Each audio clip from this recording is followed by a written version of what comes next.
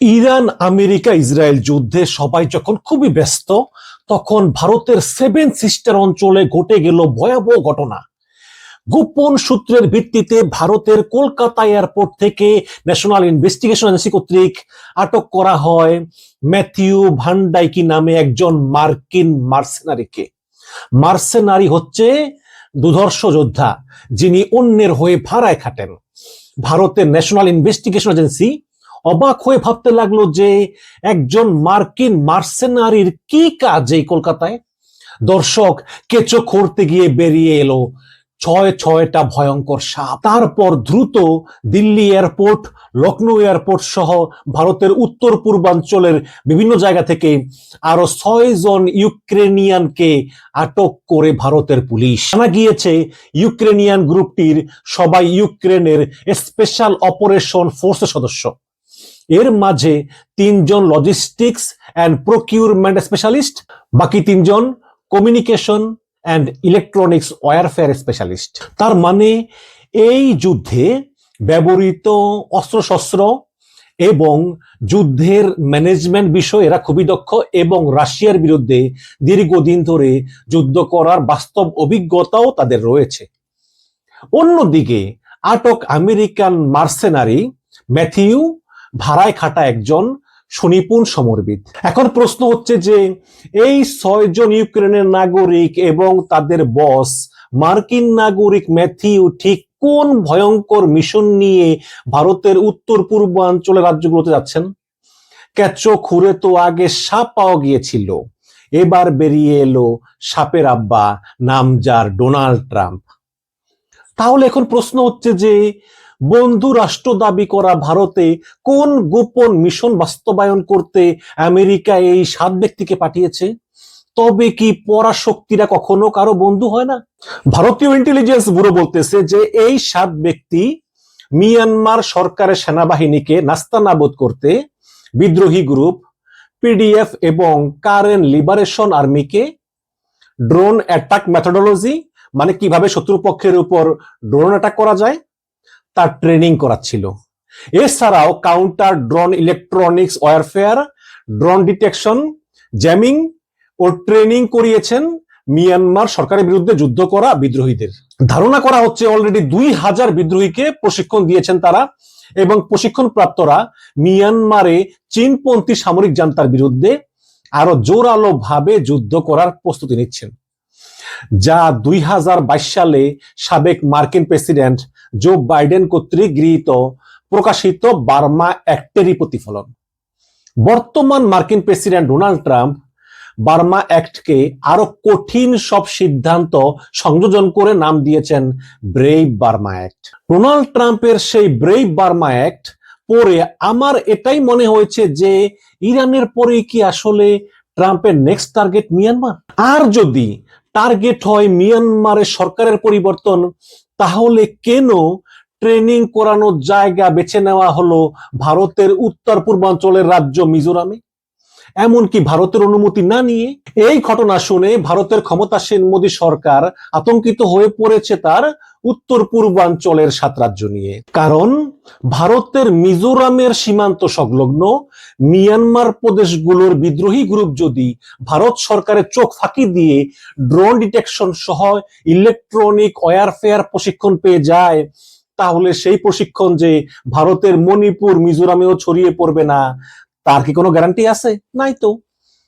এই ঘটনা দ্বারা এটাই প্রতীয়মান হয় যে ভারতের উত্তর পূর্বাঞ্চল সহ মিয়ানমারের শান, চীন, আরাকান সহ এমনকি আমাদের পার্বত্য চট্টগ্রাম এলাকাতেও ভবিষ্যতে এক ভয়ঙ্কর যুদ্ধ হাতছানি দিচ্ছে, যা কিনা এই পুরো ভারতীয় উপমহাদেশের মানচিত্রেও পরিবর্তন আনতে পারে।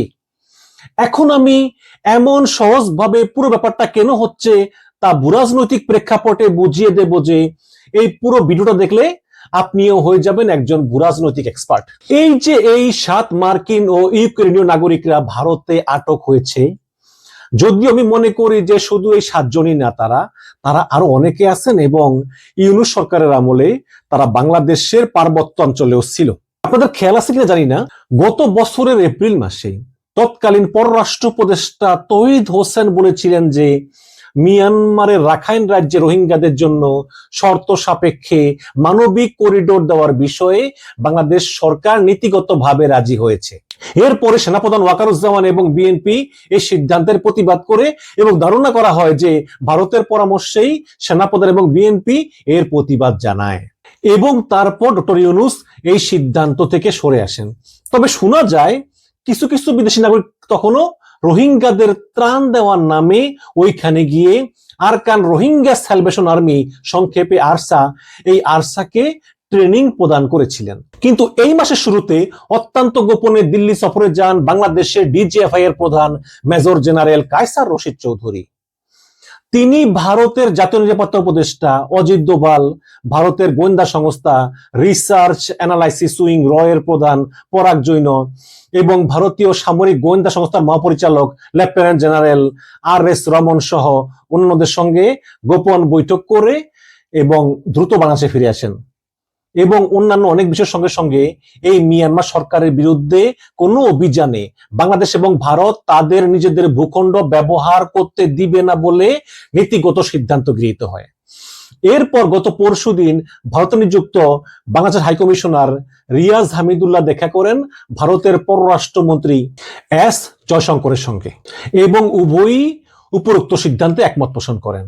এখন প্রশ্ন হচ্ছে যে কেন আমেরিকা মিয়ানমারের জান্তা সরকারকে উৎখাত করার জন্য এত মরিয়া হয়ে উঠেছে?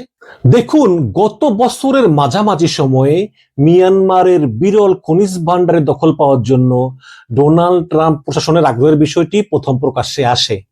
এমনকি তখন খনিজ সমৃদ্ধ কাচিন এলাকা পরিদর্শনে গিয়েছিলেন মিয়ানমারে নিযুক্ত মার্কিন রাষ্ট্রদূত। তখন আমেরিকা এই খনিজ সম্পদ পাওয়ার আশায় মিয়ানমারের উপর থেকে নিষেধাজ্ঞা কিছুটা শিথিল করে, কিন্তু মিয়ানমারের জান্তা সরকার ক্ষমতায় টিকে থাকতে পুরোপুরি চীন এবং রাশিয়ার উপর নির্ভরশীল হয়ে পড়ায় সেই আলোচনা আর বেশি দূরে গয়নি। তবে এবার মিয়ানমারের বিরুদ্ধে কঠোর অবস্থান নিয়েছে ডোনাল্ড ট্রাম্প, বিশেষ করে মার্কিন কংগ্রেসে গৃহীত ব্রেভ বার্মা অ্যাক্ট এবং নতুন নিষেধাজ্ঞা প্রয়োগ মিয়ানমার ইস্যুটিকে পুনরায় আলোচনার কেন্দ্রবিন্দুতে নিয়ে এসেছে। মার্কিন প্রতিনিধি পরিষদ কক্ষে 374 বিপক্ষে 36 এই ভোটের বিশাল ব্যবধানে বিলটি পাশ হওয়ার ইঙ্গিত দিচ্ছে যে ডেমোক্রেট ও রিপাবলিকান দুই পক্ষই এই মিয়ানমার ইস্যুতে কঠোর অবস্থানে রয়েছে। বিশেষজ্ঞরা মনে করেন যে এই ব্রেভ বার্মা অ্যাক্ট মার্কিন সিনেটে পাশ হওয়ার পর আইনে পরিণত হলে এটি মিয়ানমারের সরকার পরিবর্তনের হাতিয়ার হতে পারে। এই ব্রেভ বার্মা অ্যাক্টের আওতায় রয়েছে মিয়ানমারের জান্তা সরকারের আয়ের প্রধান উৎস, বিশেষ করে তেল, গ্যাস ও খনিজ সম্পদ খাতকে সরাসরি লক্ষ্য করে কঠোর অর্থনৈতিক নিষেধাজ্ঞা আরোপ করা। এছাড়াও এতে মিয়ানমারের জান্তা সরকার বিরোধী গোষ্ঠী এবং জাতিগত সশস্ত্র বিদ্রোহী সংগঠনগুলোকে কৌশলগত সামরিক সহায়তা দেওয়া। এই ব্রেভ বার্মা অ্যাক্টের মূল উদ্দেশ্যই হচ্ছে মিয়ানমারের সরকার পরিবর্তন করা, বিদ্রোহী গোষ্ঠীগুলোকে অস্ত্র এবং সামরিক প্রযুক্তি দিয়ে সহায়তা করা। যদিও আমেরিকা বলে, মানে আমেরিকার ভাষায় আর কি, যে মিয়ানমারে গণতন্ত্র প্রতিষ্ঠা করা ও মানবাধিকার রক্ষা করার জন্যই আমেরিকা এই ব্রেভ বার্মা অ্যাক্ট করেছে, কিন্তু এটা সহজেই অনুমেয় যে আমেরিকা মিয়ানমারের খনিজ সম্পদ কবজা করার জন্যই কাজ করছে এবং আমেরিকা পৃথিবীর বিভিন্ন অঞ্চলে সংঘাতময় পরিস্থিতি টিকিয়ে রাখতে চায়, কারণ পৃথিবীর কোনো না কোনো স্থানে যুদ্ধাবস্থা বিরাজ করলে অস্ত্র শিল্প থেকে আমেরিকার প্রচুর ইনকাম হয়।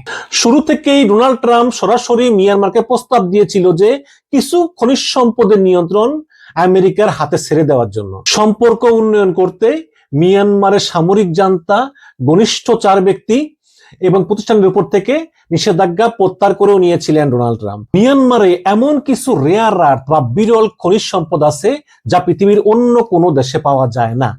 ট্রাম্পের উদ্দেশ্যই ছিল যে চীনের একচ্ছত্র আধিপত্য ভেঙে মিয়ানমারের এই বিরল খনিজ সম্পদের নিয়ন্ত্রণ নেওয়া। ওই সময় ট্রাম্প সরাসরি মিয়ানমার জান্তা সরকারের সাথে কথা বলে কাচিন ইন্ডিপেন্ডেন্স আর্মির সঙ্গে একটি শান্তি চুক্তি বাস্তবায়নের বিষয় নিয়েও আলোচনা করেছিলেন। কিন্তু খুব দ্রুতই ট্রাম্প বুঝতে পারেন যে যতই লোভ দেখানো হোক না কেন, মিয়ানমার জান্তা সরকার চীন রাশিয়ার সঙ্গ ত্যাগ করবে না। বর্তমানে মিয়ানমারের জান্তা সরকারের সঙ্গে আমেরিকার সমঝোতার পথ অনেকটাই শেষ হয়ে গিয়েছে। বিশেষ করে 2026 সালের বিতর্কিত নির্বাচনের প্রেক্ষাপটে মিয়ানমারের জান্তা সরকার বৈধতা সংকটে ভুগছে এবং চীনের উপর আরো বেশি নির্ভরশীল হয়ে পড়েছে। রাশিয়ার সঙ্গে জান্তার ক্রমবর্ধমান সামরিক এবং কৌশলগত চুক্তি এই পরিস্থিতিকে আরো জটিল করে তুলেছে। রাশিয়া থেকে মিয়ানমারের অত্যাধুনিক প্রতিরক্ষা ব্যবস্থা এবং ড্রোন প্রযুক্তি নেওয়ার বিষয়টি ডোনাল্ড ট্রাম্পকে ক্ষুব্ধ করেছে। মিয়ানমার জান্তা সরকার যখন এই দুই পরাশক্তি চীন এবং রাশিয়ার বলয়ে নিজেদেরকে সুরক্ষিত করার চেষ্টা করতেছেন, তখন ট্রাম্প বুঝে গিয়েছে যে মিষ্টি কথায় আর কাজ হবে না। মিয়ানমারের এই সশস্ত্র গোষ্ঠীগুলোর সঙ্গে সরাসরি ঘনিষ্ঠতা বৃদ্ধি এবং তাদের কৌশলগত সহায়তা ও সামরিক সহায়তা প্রদানের বিষয়টি এখন ট্রাম্পের মূল লক্ষ্য। তো ট্রাম্পের এই নতুন আইন ব্রেভ বার্মা অ্যাক্ট নিম্নকক্ষ হাউস অফ রিপ্রেজেন্টেটিভে পাশ হয়ে এখন উচ্চকক্ষ হাউস অফ সিনেটের অনুমোদনের অপেক্ষায় আছে। এই আইনটা কার্যকর হলে মিয়ানমারের বিরুদ্ধে নিষেধাজ্ঞার মাত্রা আগের যে কোনো সময় তুলনায় অনেক বেশি কঠোর হবে। তো এই ব্রেভ বার্মা অ্যাক্টের সবচেয়ে গুরুত্বপূর্ণ দিক হলো এটি মিয়ানমারের সামরিক সরকারের আর্থিক ভিত্তিকে সরাসরি আঘাত করবে। এই আইনে ট্রাম্পকে মিয়ানমারের প্রধান অর্থনৈতিক প্রতিষ্ঠানগুলোর উপর নিষেধাজ্ঞা আরো কঠোর করার ক্ষমতা দেওয়া হয়েছে। মিয়ানমারের রাষ্ট্রীয় জ্বালানি প্রতিষ্ঠান, Myanmar oil and gas enterprise এবং কেন্দ্রীয় ব্যাংকে লক্ষ্য করে নিষেধাজ্ঞা আরোপের মাধ্যমে দেশের অর্থনীতি ধ্বংস করার পরিকল্পনা ট্রাম্পের রয়েছে। ট্রাম্প মনে করেন যে মিয়ানমারের বিভিন্ন আর্থিক প্রতিষ্ঠানে ধারাবাহিক চাপ সৃষ্টি করা হলে মিয়ানমারের আর্থিক কাঠামো দুর্বল হয়ে পড়বে এবং সামরিক সরকার ক্ষমতায় টিকতে পারবে না। এছাড়াও ব্রেভ বার্মা অ্যাক্ট এনে আন্তর্জাতিক মুদ্রা তহবিল বা IMF থেকে মিয়ানমারের ভোটাধিকার স্থগিত করার প্রস্তাবও এই আইনে লিপিবদ্ধ আছে। ফলে মিয়ানমার আন্তর্জাতিক বিভিন্ন আর্থিক প্রতিষ্ঠানের আর্থিক সহায়তা থেকে বঞ্চিত হবে। একই সঙ্গে মিয়ানমারে বিমান জ্বালানি সরবরাহকারী বিদেশি কোম্পানিগুলোর উপরও নিষেধাজ্ঞা আরোপের বিধান রাখা হয়েছে এই আইনে। এর ফলে মিয়ানমারের বিমান বাহিনীর সামরিক অভিযান পরিচালনা করা অত্যন্ত কঠিন হয়ে পড়বে, কারণ বিমান চালাতে তেল লাগে। সামরিক দৃষ্টিকোণ থেকে এটি অত্যন্ত গুরুত্বপূর্ণ একটি বিষয়, কারণ সাম্প্রতিক বছরগুলোতে বিদ্রোহীদের সঙ্গে স্থলপথে সুবিধা করতে না পেরে মিয়ানমারের জান্তা সরকার বিদ্রোহী গোষ্ঠীগুলোর উপর বিমান হামলার উপর ব্যাপকভাবে নির্ভর করতেছে। এই ব্রেভ বার্মা অ্যাক্ট বাস্তবায়নের জন্য একজন নতুন মার্কিন বিশেষ দূত নিয়োগ দেওয়ার কথা ভাবছেন ডোনাল্ড ট্রাম্প। ট্রাম্প মনে করেন যে এই আইনের মাধ্যমে মিয়ানমার জান্তা সরকারের অর্থায়নের পথ বন্ধ করা এবং একই সঙ্গে মিয়ানমারের উপর চীন ও রাশিয়ার ক্রমবর্ধমান প্রভাব প্রতিহত করা সম্ভব হবে। বিশ্লেষকদের মতে আমেরিকার লক্ষ্য মিয়ানমার সরকারকে এমন ভাবে দুর্বল করা যাতে দেশটি চীনের কৌশলগত করিডোর হিসাবে পুরোপুরি কার্যকর হতে না পারে। বিশেষ করে চীন মিয়ানমার অর্থনৈতিক করিডোর প্রকল্পের গুরুত্বপূর্ণ অংশগুলোতে যদি এই নতুন আইন দ্বারা অস্থিরতা তৈরি করা যায়, তাহলে তা চীনের বৃহত্তর আঞ্চলিক পরিকল্পনায় বড় ধরনের ধাক্কা দিবে। পাশাপাশি ইন্দো প্যাসিফিক তথা ভারত মহাসাগর এবং বাংলাদেশ সংলগ্ন বঙ্গোপসাগরে চীনের প্রভাব ঠেকাতেও আমেরিকা ব্যাপক তৎপর এখন। ওদিকে আবার আমেরিকার জন্য বড় উদ্বেগ উঠেছে মিয়ানমারের রাখাইন রাজ্যে নির্মিত চীনের কিয়াক ফিউ ডিপ সিপোর্ট। বঙ্গোপসাগর ঘিরে এই কিয়াক ফিউ ডিপ সিপোর্টটা চীনের বাণিজ্যিক ও সামরিক কৌশলের কেন্দ্রে রয়েছে। হরমুজ প্রণালী যেমন আরব দেশগুলোর দুর্বলতা, মালাক্কা প্রণালী তেমনি চীনের দুর্বলতা। সমুদ্র পথে মধ্যপ্রাচ্য, আফ্রিকা বা ইউরোপ থেকে চীনে তেল বহন করতে মালাক্কা প্রণালী পেরিয়ে দক্ষিণ চীন সাগর হয়ে দীর্ঘপথ অতিক্রম করতে হয়। তাছাড়া এই মালাক্কা প্রণালীর নিকটে আমেরিকার অনেকগুলো নৌঘাঁটি রয়েছে। মালাক্কা প্রণালীর আশেপাশের দেশগুলো যেমন ইন্দোনেশিয়া, মালয়েশিয়া, সিঙ্গাপুর হচ্ছে আমেরিকার বন্ধু রাষ্ট্র। তাই চীন দীর্ঘদিন ধরে এটিকে কৌশলগত ঝুঁকি হিসাবে দেখতেছিল। এখন মালাক্কা প্রণালী এড়িয়ে যেতে হলে আরো পূর্বে গিয়ে ইন্দোনেশিয়া, মালয়েশিয়া, ফিলিপাইনের ওই পাশ দিয়ে গিয়ে দক্ষিণ চীন সাগর পেরিয়ে তারপর চীনের জুয়াই প্রদেশের গুহালান পোর্টে পৌঁছতে হয়। এতে আরো বাড়তি সময় এবং খরচ বাড়ে। এজন্যই মালাক্কা প্রণালীর বিকল্প হিসাবে মিয়ানমারের রাখাইন রাজ্যের কিয়াকফিউ বন্দর চীনের জন্য শক্তিশালী বিকল্প পথ খুলে দিয়েছে। বঙ্গোপসাগরের উপর সরাসরি মুখ করে থাকা কিয়াকফিউ ডিপ সিপোর্ট থেকে চীনের ইউনান প্রদেশ পর্যন্ত স্থলভাগের পাইপলাইন এবং হাইওয়ে সংযোগ তৈরি হওয়ায় চীন মালাক্কা প্রণালীকে এড়িয়ে পণ্য আনা নেওয়া করতে পারতেছে। এবং কিয়াকফিউ ডিপ সিপোর্টের এই রুটটি চীনকে মালাক্কা প্রণালী এড়িয়ে দ্রুত এবং নিরাপদ বাণিজ্য ব্যবহারের সুযোগ করে দিয়েছে। জ্বালানি নিরাপত্তার ক্ষেত্রে এটি চীনের জন্য একটি কোল্ড নোট বা প্রধান কেন্দ্র, কারণ চীনের জ্বালানির প্রায় পুরোটাই এই ভারত মহাসাগর দিয়ে কিন্তু আসে। একই সঙ্গে এটি চীনের নৌশক্তির জন্য লজিস্টিক সুবিধা তৈরি করে। অনেকেই মনে করেন যে রাখাইনের এই কিয়াকফিউ ডিপ সিপোর্টে কেবল একটি বাণিজ্যিক সমুদ্র বন্দর, কিন্তু না দর্শক, বরং ভারত মহাসাগরে চীনের দীর্ঘতম উপস্থিতিকে শক্তিশালী করার জন্য সম্ভাব্য সামরিক লজিস্টিক নেটওয়ার্কের একটা অংশ এই পোর্টটা। আর ঠিক এটাই আমেরিকার উদ্বেগ বাড়িয়েছে, কারণ ভারত মহাসাগর এবং বঙ্গোপসাগরে চীনের সমুদ্র বন্দর ভিত্তিক উপস্থিতি যতই বাড়তেছে, ততই এই ভারতীয় উপমহাদেশ অঞ্চলে বাণিজ্য পথ, জ্বালানি সরবরাহ এবং সামুদ্রিক নিরাপত্তার উপর চীনের প্রভাব বিস্তারের সম্ভাবনাও কিন্তু বাড়তেছে। চীনের এই বন্দর নেটওয়ার্ক ভারত মহাসাগরে এমন একটি ছায়া ফেলেছে যে এখন আমেরিকার বাধ্য হয়ে পাল্টা কৌশল সাজাতে হচ্ছে। সেই পাল্টা কৌশলের সবচেয়ে সংগঠিত রূপই হলো যুক্তরাষ্ট্র, ভারত, জাপান, অস্ট্রেলিয়ার কোয়াড জোট। যদিও ভারত কোয়াডের সাথে সব বিষয়ে একমত না, ভারত আবার এন্টি কোয়াড জোট ব্রিক্সের সদস্য।